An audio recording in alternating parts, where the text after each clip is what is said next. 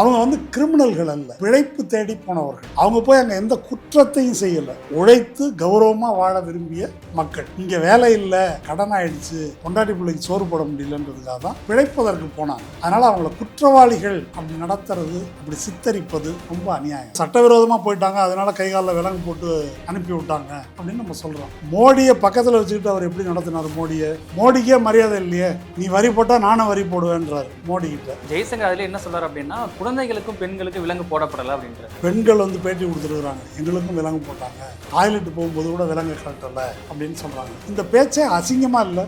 ஏன் போட்டாங்கன்னு கேட்டால் இல்லை, குழந்தைகளுக்கும் பெண்களுக்கும் போடல. ஆனால் அவங்களுக்கு போட்டதெல்லாம் கரெக்டாக வந்திருக்கிற பாதி பேர் புத்தி பேதளிச்ச நிலையில் இருக்கிறாங்க. ஏனென்றால் 50 லட்சம் 60 லட்சம், சில பேர் 1 கோடி, பஞ்சாப்ல எல்லாம் 4 ஏக்கர் நிலத்தை கொடுத்துட்டு போயிருக்கிறாங்க. இப்படியெல்லாம் கொடுத்துட்டு போயிருக்கிறவங்க அங்கே போய் இறங்கி 2வது நாள் அவங்கள பிடிச்சி திருப்பி ஏற்றி அனுப்பி விட்டாங்க.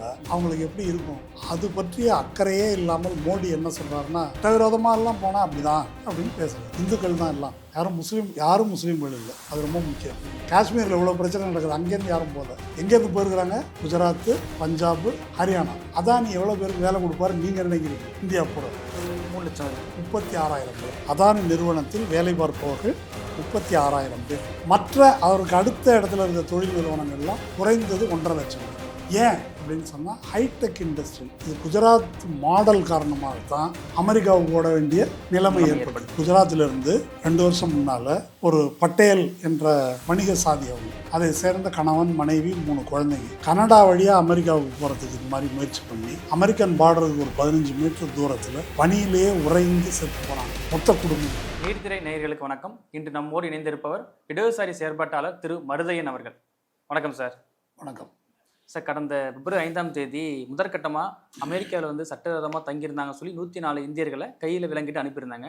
அதுக்கு அடுத்தபடியாக 2வது முறையும் 3வது முறையும், 2வது முறை வந்து 119 பேரையும், 3வது முறையாக 112 பேரையும் அனுப்பியிருக்காங்க. இந்த முறையும் வந்து கை காலில் வந்து விலங்கிடப்பட்டு அனுப்பப்பட்டிருக்காங்க.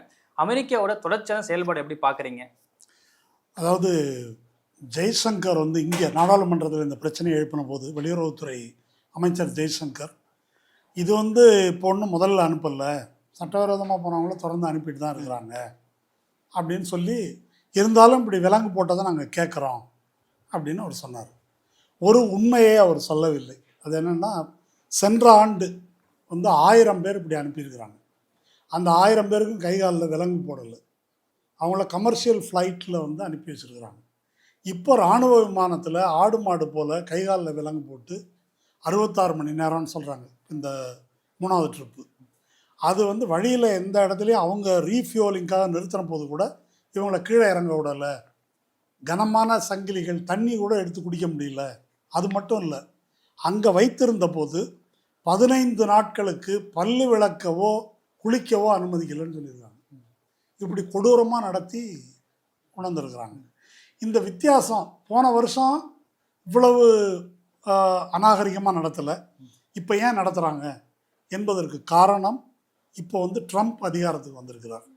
ட்ரம்ப் எதை சொல்லி அதிகாரத்துக்கு வந்திருக்காருனாக்கா, இந்த நாடு நாசமாக போனதுக்கு காரணமே சட்டவிரோதமாக நிறைய பேர் வந்து உள்ளே வந்துட்டாங்க, அவங்களெல்லாம் நான் வந்த உடனே எல்லோரையும் வெளியே அனுப்பிட்டு வந்து நாட்டை நட்டமாக நிமித்திடுவேன் அப்படின்னு ஒரு பிரச்சாரம் பண்ணி, அதை மக்கள் நம்பி அந்த அடிப்படையில் தான் இவர் தேர்ந்தெடுக்கப்பட்டிருக்கார். அப்போது இவர் 20ஆம் தேதி அன்றைக்கி பதவி ஏற்கிறார். பதவி ஏற்ற உடனே ஒரு சட்டம் வந்து போடுறாரு. உங்களுக்கு ஆச்சரியமாக இருக்கும், அந்த சட்டத்துக்கு பேர் guaranteeing the state's protection against invasion. படையெடுப்புக்கு எதிராக அரசை காப்பாற்றுவதற்கான அவசர சட்டம். இப்போ இவங்கெல்லாம் படையெடுக்கிற அந்நிய இராணுவத்தினராக போகிறவங்கெல்லாம் பிழைப்புக்காக நாட்டுக்கு போகிறாங்க. ஆனால் இந்த சட்டத்தின் கீழே கொண்டு வந்து அமெரிக்காவோட பார்டர் ஏரியாவில் பூரா எமர்ஜென்சி டிக்ளேர் பண்ணி இராணுவமும் இவர்களை கைது செய்யலாம் என்று அதிகாரம் கொடுத்து இப்படியெல்லாம் அவர் பண்ணியிருக்காரு. அப்போ இப்படி செஞ்சதுனால தான் இதை மக்களை, அந்த ஊர் மக்களை நம்ப வைப்பதற்காக, இவங்களெல்லாம் நான் சொன்ன மாதிரியே எப்படி கடுமையாக நடத்துகிறேன் அப்படின்னு காட்டுவதற்காக இப்படி இவங்களை விலங்கு போட்டு இப்படி அனுப்பியிருக்காரு. அதனால தான் இப்போ ஜெய்சங்கர் சொன்னார் நாங்கள் கேட்குறோன்னு, இவங்க அதெல்லாம் கேட்கல.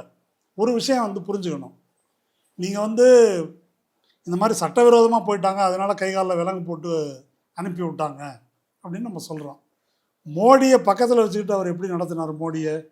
மோடிக்கே மரியாதை இல்லையே, நீ வரி போட்டால் நானும் வரி போடுவேன்றாரு மோடிக்கிட்ட.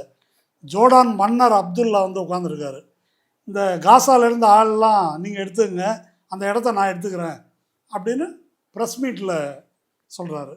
நெத்தன்யாகுவை வச்சுக்கிட்டு, இஸ்ரேல் நெத்தன்யாகுவை வச்சுக்கிட்டு, நெத்தன்யாகு என்ன சொல்கிறாரு, காசாவில் இருக்கக்கூடிய பாலஸ்தீனர்கள்லாம் சவுதி அரேபியாவில் தான் இடம் இருக்குல்ல, அங்கே போகலாம். ஆமாம், சவுதி அரேபியாவில் அவங்க ஒன்றும் கேட்க மாட்டாங்க அப்படின்னு அந்த நாட்டை, அதாவது நாடுகளை, அந்த நாட்டின் அரசு தலைவர்களை அவங்களையே இவ்வளவு அவமரியாதையாக நடத்தக்கூடிய ட்ரம்ப்பு இந்த பரிதாபத்துக்குரிய தொழிலாளிகளை இப்படி நடத்துவதில் வியப்பில்லை. அதனால் நம்ம அரசும் அதை கேட்காமல் பயந்து வாய் மூடி மௌனியாக இருப்பதில் ஒன்றும் ஆச்சரியம் இல்லை. ஜெய்சங்கர் அதில் என்ன சொல்றாரு அப்படின்னா, குழந்தைகளுக்கும் பெண்களுக்கும் விலங்கு போடப்படலை அப்படின்றார். இல்லை, அது வேணால் சொல்லி ஆறுதல் பட்டுக்கலாம். பெண்கள் வந்து பேட்டி கொடுத்துருக்குறாங்க, எங்களுக்கும் விலங்கு போட்டாங்க, டாய்லெட்டு போகும்போது கூட விலங்கு கழட்டலை அப்படின்னு சொல்கிறாங்க. இந்த பேச்சே அசிங்கமாக இல்லை? ஏன் போட்டாங்கன்னு கேட்டால், இல்லை குழந்தைகளுக்கும் பெண்களுக்கும் போடல அப்படின்னா அவங்களுக்கு போட்டதெல்லாம் கரெக்டாக? எதுக்காக போட்டிருக்கிறாங்க? எதுக்காக விலங்கு போடுறாங்க? அதுக்கு ஏதாவது விளக்கம் இருக்குதா? அதை கேட்கறத விட்டு அவங்களுக்கு போடல இவங்களுக்கு போடல என்பது முட்டு கொடுப்பது, சமாளிப்பது, இதெல்லாம் இருக்கட்டும். அந்த அமெரிக்க சிப்பாய்கள் இருக்காங்க இல்லையா, கூட வந்தவங்க இராணுவத்தினர், அவங்க ஒரு விளக்கம் சொல்லியிருக்காங்க ஏன் விலங்கு போடுறோன்றது. ஏனென்றால் இவங்கெல்லாம் இவங்களுடைய பயங்கர வெறி பிடிச்ச மாதிரி இருக்கிறாங்க. யார்? இந்தியர்கள்.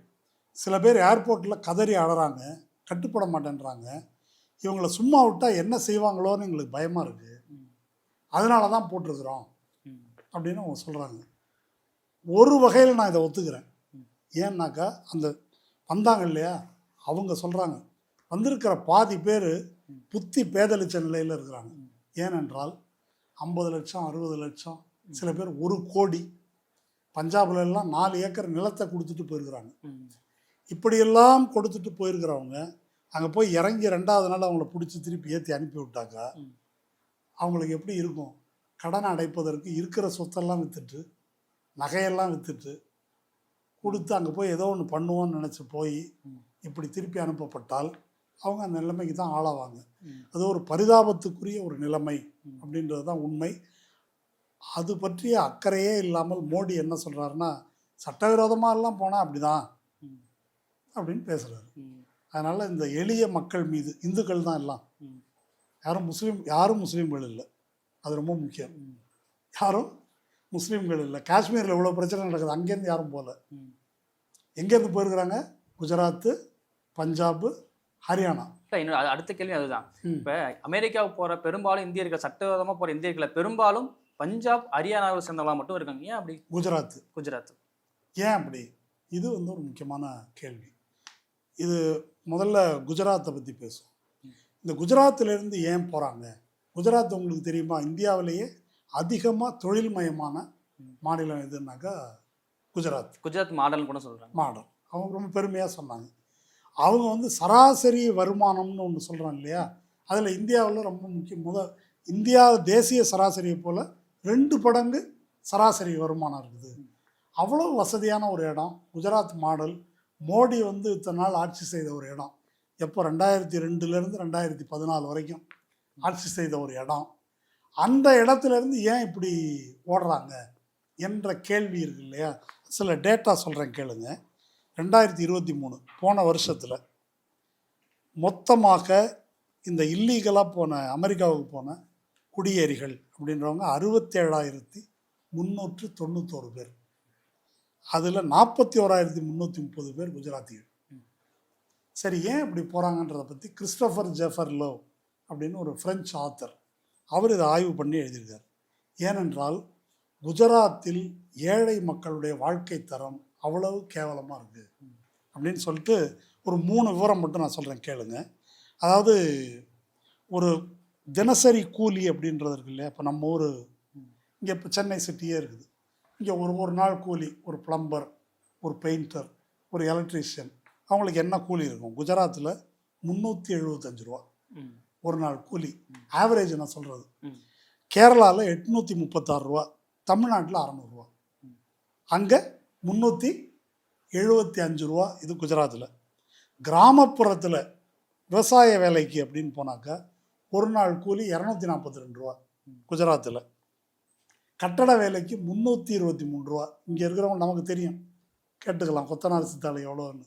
குஜராத்தில் 323 ரூபா. அப்போது இந்த மாதிரி கூலி வீழ்ச்சி அடைந்திருப்பது இது ஒரு காரணம். இன்னொரு முக்கியமான காரணம் என்னன்னாக்கா, தொழிற்சாலைகள் நிறைய இருந்தாலும் வேலைவாய்ப்பு, ஆலை வேலைவாய்ப்பு அங்கே குறைவாக இருக்குது. அதுக்கு சில புள்ளி விவரங்கள் இருக்குது. இப்போ தமிழ்நாடு இப்போ இந்த ஆலையில் போட்டிருக்கிற மூலதனம், இண்டஸ்ட்ரியில் போட்டிருக்கிற கேபிட்டல் அப்படின்றது 2013 டேட்டா படி 17% குஜராத்தில் மூலதனம் போட்டிருக்கிறாங்க. ஆனால் மொத்தம் ஆலை வேலை வாய்ப்பில் 10% வேலை தான் அங்கே. தமிழ்நாட்டை எடுத்துக்கிட்டிங்கன்னா 10% தான் இந்திய மொத்த மூலதனத்தில் 10% தான் தொழிற்சாலை மூலதனம். ஆனால் வேலைவாய்ப்பு 16 விழுக்காடு.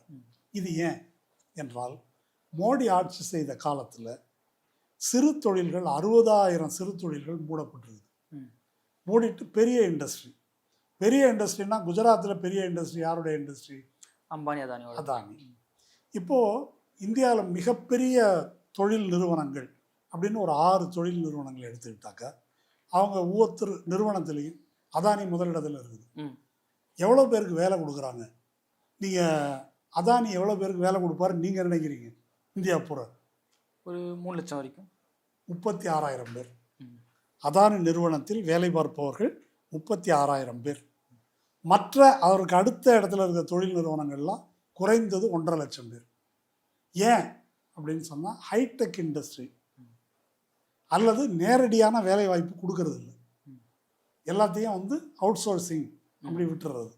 அப்போ இந்த மாதிரி சூழல்னால என்ன ஏற்படுது அப்படின்னா, எங்கேயாவது தப்பிச்சு வேலைக்கு போவோம். இது குஜராத் கதை. இது குஜராத் மாடல் காரணமாகத்தான் அமெரிக்காவுக்கு ஓட வேண்டிய நிலைமை ஏற்படுது. குஜராத்திலிருந்து 2 வருஷம் முன்னால் ஒரு பட்டேல் என்ற ஓரளவு வணிக சாதி, அவங்க அதை சேர்ந்த கணவன், மனைவி, 3 குழந்தைங்க கனடா வழியாக அமெரிக்காவுக்கு போகிறதுக்கு இது மாதிரி முயற்சி பண்ணி அமெரிக்கன் பார்டருக்கு ஒரு 15 மீட்டர் தூரத்தில் பனியிலேயே உறைந்து செத்து போனாங்க மொத்த குடும்பமும். அதனால் குஜராத் மாடலுடைய ஒரு சாதனை இது. பஞ்சாபோட பிரச்சனை என்ன? பஞ்சாபில் நீங்கள் இப்போ சமீபத்தில் பார்த்தீங்களா, விவசாயிகள் போராட்டம், குறைந்தபட்ச ஆதரவு விலை கேட்டு தானே போராட்டம் நடத்துனாங்க. பஞ்சாபோட பிரச்சனை என்னென்னா, பசுமை புரட்சி அங்கே தான் முக்கியமாக நடந்தது. பசுமை புரட்சின்ற பேரில் எக்கச்சக்கமாக உரம், பூச்சி மருந்து போட்டு அவ்வளவு உள்ளீடு பொருள் போட்டால் தான் விளையும் என்ற ஒரு நிலைமை உருவாயிடுச்சு. இப்போது ஒரு உதாரணத்துக்கு, 1 டன் கோதுமை பஞ்சாபில் 1 டன் கோதுமை எடுக்கிறதுக்கு ஆகிற செலவும் மத்திய பிரதேசத்தில் ஆகிறதுக்கு செலவு இருக்கு இல்லையா, இது மத்திய பிரதேச காட்டிலும் 10 மடங்கு அது அதிகம். இப்போ அதனால தான் இந்த ஆதார விலை கொடுக்கலன்னா அவங்களால ஒன்றுமே செய்ய முடியாதுன்ற நிலை. அப்போது அந்த நிலத்திலிருந்து வரக்கூடிய வருவாய் குறைய குறைய, கடன் அதிகரிக்க, சூசைடு அதிகரிக்க என்ன செய்கிறாங்கன்னா, நிலத்தை விற்றுட்டு வேறு ஏதாவது வேலைக்கு போகலாம். ஏன் தமிழ்நாட்டே எடுத்துங்களேன், விவசாயம் கட்டுப்படி ஆகாமல் தானே பல பேர் வெளிநாட்டுக்கு ஓடுறாங்க, சென்னை நோக்கி வர்றாங்க, வெளிநாட்டுக்கு ஓடுறாங்க. அப்போ பஞ்சாபிலேருந்து மிக அதிகமாக போகிறதுக்கு மிக முக்கியமான காரணம் அது. இன்னொன்று, பஞ்சாபு, ஹரியானா, உத்தரப்பிரதேசம் இந்த மாநிலங்கள்லேருந்து தான் இராணுவத்துக்கு அதிகமாக போவாங்க இல்லையா. இப்போ இராணுவத்தில் மோடி கொண்டு வந்திருக்கிற திட்டம் என்ன? அக்னிவீர். இந்த அக்னிவீர் திட்டத்தின் கீழ் என்ன, முன்னெல்லாம் இராணுவத்துக்கு போனால் ஒரு 15 வருஷம் வேலை பார்த்தா அதுக்கப்புறம் ஒரு பென்ஷன் வரும், இருந்துக்கலாம்னு இருந்துச்சு. இப்போ அது கிடையாது, 3 வருஷம் அதோட கிளம்பு. அதுக்காக தான் அதை எதிர்த்து போராட்டம் நடத்தினாங்க. அப்போ அந்த வேலை வாய்ப்பும் அடைபட்டு விட்டது என்ற காரணத்தினால் இப்படி வேலை தேடி ஓடுறாங்க. இதுதான் ரொம்ப செழிப்பான மாநிலங்கள் என்று சொல்லப்படக்கூடிய குஜராத், ஹரியானா, பஞ்சாப், இங்கேருந்து அதிகமான மக்கள் ஓடுவதற்கு காரணம். ஒரு வேடிக்கை நான் சொல்கிறேன், காஷ்மீரில் இராணுவம் நிற்குது, நிரந்தரமாக பிரச்சனை இருக்குது. காஷ்மீர்லேருந்து யாரும் ஓடுறதுன்னா அங்கேருந்து ஓடணும் நியாயமாக, அங்கேருந்து ஓடலை. இந்த பக்கம் சத்தீஸ்கர், ஜார்க்கண்ட் பக்கம் மாவோயிஸ்ட் பிரச்சனை இருக்குது, அங்கேருந்து யாரும் ஓடலை. மோடி ஆட்சியின் கீழே இஸ்லாமிய மக்கள் கொடுமைப்படுத்தப்படுறாங்க, அவங்க யாரும் நாங்கள் அமெரிக்காவுக்கு ஓடுறோம் அப்படின்னு ஓடலை. எங்கேருந்து ஓடுறாங்க? பஞ்சாப், ஹரியானா, மோடியின் ஆட்சி, குஜராத். பிஜேபி ஆட்சி நடக்கிற இடத்துல தான் ஓடுறாங்க. இப்போ குறிப்பாக அமெரிக்காவில் வந்து கொண்டு வர போகிற இந்தியர்கள் ஏன் வந்து பஞ்சாப்ல வந்து தரையிறக்கப்படணும்? பஞ்சாபில் ஏன் தரையிறக்கப்படணும் அப்படின்றதுக்கு அவர் ஆம் ஆத்மி கட்சி முதல்வர் வந்து புலம்புறாரு. எங்கள் பேரை கெடுக்கிறதுக்கு தான் அப்படி செய்கிறாங்க. ஆமாம், கரெக்டு தான். ஒரு வாட்டி குஜராத்தில் இருக்க வேண்டியதானே. ஏன்னா அதிகப்படியான ஆட்கள் வந்து பஞ்சாப்ல இருந்து போகிறதுனால உங்களுக்கு பாடம் புகட்டுறதுக்காகவே அங்கே தான் இறக்கப்படுது. பாடம் போட்டுறதுக்காகன்றது மட்டும் இல்லை, ஒரு பர்செப்ஷனில் இவங்களால தான் அப்படின்னு காட்டுறதுக்காக. ஏன் குஜராத்தில் மிச்சம் பேரை குஜராத்தை இறக்கி விட வேண்டியதானே. அங்கே மோடி ஆட்சி நடக்குது இல்லையா, பிஜேபி ஆட்சி நடக்குது, அசிங்கமாயிடும் அவங்களுக்கு. அதனால் அதுக்காக தான் செய்கிறாங்க. அதில் ஒன்றும் சந்தேகம் இல்லை. இப்போ குறிப்பாக சமூகத்தில் என்ன பார்வை இருக்குது அப்படின்னா, சட்ட விரோதமாக தானே போயிருக்காங்க, அவங்க வந்து அனுபவிக்கிட்டோமே அப்படின்னு ஒரு பார்வை இருக்குது. அப்படி பார்க்குறீங்க? இது பெரிய தலைப்பு, சுருக்கமாக சொல்கிறேன். இப்போது இப்போ போகிறதெல்லாம் விட்டுருங்க. இதுக்கு முன்னால் அமெரிக்கான ஒரு நாடு உருவாகிறதுக்கு எப்படி உருவாச்சு? ஆப்பிரிக்காவிலேருந்து கருப்பின மக்களை அடிமைகளாக பிடிச்சிட்டு போய் அவங்க விருப்பத்துக்கு விரோதமாக விலங்குகளை பிடிச்சிட்டு போகிற மாதிரி பிடிச்சிட்டு போய் அவங்கள வந்து அங்கே விவசாயத்திலையும் மற்ற தொழிலையும் ஈடுபடுத்தி வர்த்தகம் நடந்துச்சு. கருப்பின மக்கள் வர்த்தகம் நடந்துச்சு, அடிமை வர்த்தகம் நடந்தது. அவங்கள அப்படி கசக்கி பிழிந்து தான் அமெரிக்கா என்ற இந்த சொர்க்கம் வந்து உருவாக்கப்பட்டது. அது அங்கே. இந்தியாவுக்கு வருவோம். பிரிட்டிஷ்காரங்க இருந்தாங்க. இப்போ தமிழர்களை எங்கெல்லாம் கொண்டு போயிருக்கிறாங்க? தென்கிழக்காசிய நாடுகளுக்கு, இலங்கைக்கு, அதுவும் இந்த பக்கம் மத்திய அமெரிக்க நாடுகளுக்கு, வெஸ்ட் இண்டீஸ்ன்றவங்க அங்கே, தென்னாப்பிரிக்காவுக்கு, இத்தனை இடங்களுக்கும் இவங்க தான் கூப்பிட்டு போனாங்க. யார்? பிரிட்டிஷ்காரங்க. ஒரு உதாரணத்தை எடுத்துக்குவோம். தேயிலை தோட்டம் இலங்கையில் தேயிலை தோட்டத்தை உருவாக்குறதுக்கு யாரை பிடிச்சிட்டு போனாங்க? நம்ம தமிழ் மக்களை. ஒரு அந்த நாட்டினுடைய பொருளாதாரத்துக்கே முதுகெலும்பு வந்து தேயிலை ஏற்றுமதி தான். அப்படி தேயிலை தோட்டத்தை உருவாக்குனவங்கள உங்களுக்கு குடியுரிமை கிடையாது, திரும்பி போங்க அப்படின்னு அனுப்பி விட்டாங்க. சிறிமாவோ பண்டார நாயக்கா இந்திரா காந்தி ஒப்பந்தம் அதில் அனுப்புனாங்க. அப்போது அவங்கள இத்தனையும் செஞ்ச பிறகு உங்கள் நாடு இது இல்லை போங்க அப்படின்னு அனுப்புனாங்க. அப்படி தானே? ஆமாம். அப்போ காலனி ஆதிக்க காலத்தில் பிடிச்சிட்டு போனாங்க. இன்றைக்கி என்ன நிலைமை அப்படின்னு சொன்னாக்கா, பிடிச்சிட்டு போகல, தானாக கிளம்பி போகிறாங்க. தானாக ஏன் கிளம்பி போகிறாங்க? இங்கே வாழ்வாதாரத்துக்கு எந்த வழியுமே வழி இல்லை. இந்த வாழ்வாதாரத்தை கெடுத்தது யார்?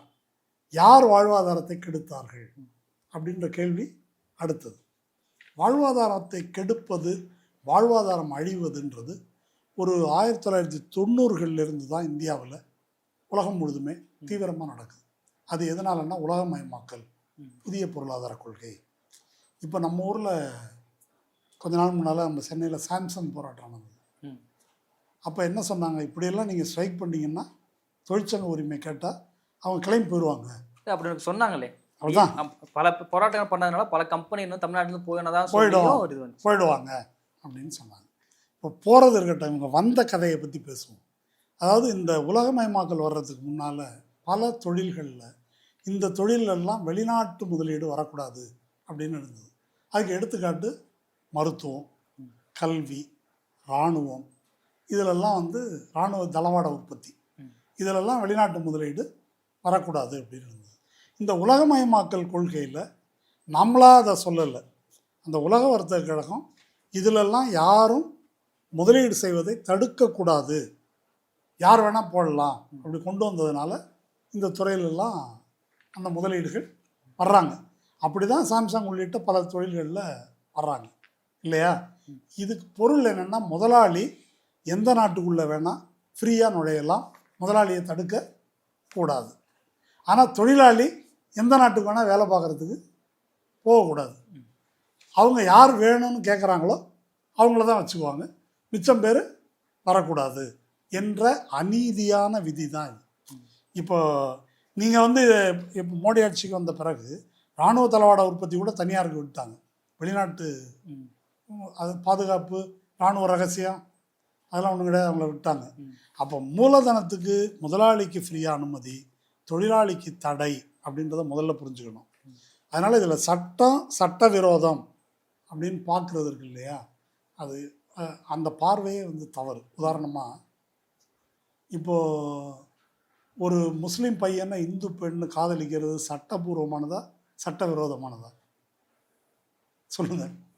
அது தமிழ்நாட்டில் ஒன்றும் சட்டவிரோதமானது இல்லை, ம். ஆனால் யூபியில் சட்டவிரோதமானது அது. ஆமாம். அப்போது லவ் பண்ணுற பொண்ணுக்கிட்ட போய் நீ லவ் பண்ணது சட்டவிரோதம் அப்படின்னு சொல்லலாமா? முடியாது. மாட்டுக்கறி சாப்பிட்றது சட்டபூர்வமா சட்டவிரோதமா? சட்டப்பூர்வமான உணவு அவங்க உரிமை தானே. யூபியில் சொல்லுவீங்களா? அதை ஊபியில் சொல்ல முடியாது, மகாராஷ்டிராவில் சொல்லுவீங்களா? சொல்ல முடியாது. ஆமாம். அப்போ சட்டம் சட்டவிரோதன்றது அந்த நாட்டு அரசு செய்கின்ற ஒரு ஏற்பாடு. அதனால் அந்த மொழியில் இதை பேசுவது என்பது முதலாளிகளுடைய மொழியை பேசுகிற மாதிரி அந்த பார்வையே தப்புன்றது தான் நம்ம புரிய வைக்கணும். அவங்க வந்து கிரிமினல்கள் அல்ல, பிழைப்பு தேடி போனவர்கள். அவங்க போய் அங்கே எந்த குற்றத்தையும் செய்யலை, உழைத்து கௌரவமாக வாழ விரும்பிய மக்கள். இங்கே வேலை இல்லை, கடன் ஆயிடுச்சு, பொண்டாட்டி பிள்ளைக்கு சோறு போட முடியலன்றதுக்காக தான் பிழைப்பதற்கு போனாங்க. அதனால் அவங்கள குற்றவாளிகள் அப்படி நடத்துறது, அப்படி சித்தரிப்பது ரொம்ப அநியாயம். இவ்வளோ நேரம் எங்களோட நிகழ்வில் கலந்து கொண்டு கருத்துக்களை பகிர்ந்தமைக்கு நன்றி சார். நன்றி.